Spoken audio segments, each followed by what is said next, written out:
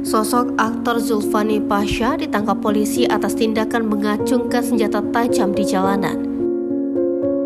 Nama Zulfani Pasha mungkin asing bagi sebagian orang.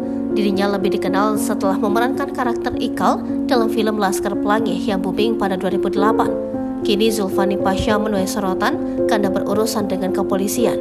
Zulfani Pasha diamankan oleh polisi pada Sabtu 29 April 2023 dini hari.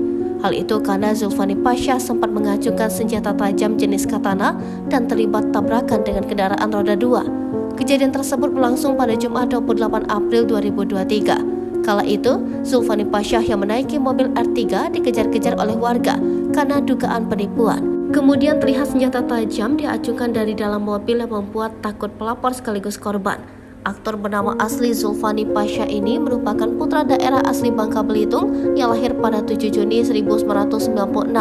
Ia merupakan anak kedua dari 3 bersaudara. Zulfani juga diketahui pernah menempuh pendidikan di Institut Kesenian Jakarta.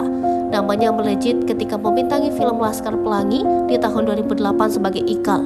Ia kemudian kembali memerankan karakter Ikal pada sequelnya Sang Pemimpi di tahun 2009. Selain kedua film tersebut, Zulfani Pasha juga pernah membintangi film Edensor di tahun 2013. Selain film, Zulfani Pasha juga pernah muncul di 2 serial web, yaitu Negeri 5 Menara 2019 sebagai Iskandar dan drama Ratu Drama 2022 sebagai Sabar.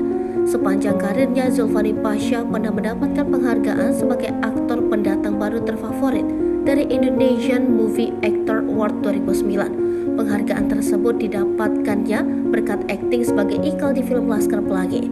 Dikutip dari Tribun News, Zulfani Pasha menikah dengan Vera Pazila pada 18 Desember 2020 lalu. Pernikahan Zulfani Pasha dan Vera Pazila pun hanya digelar secara sederhana.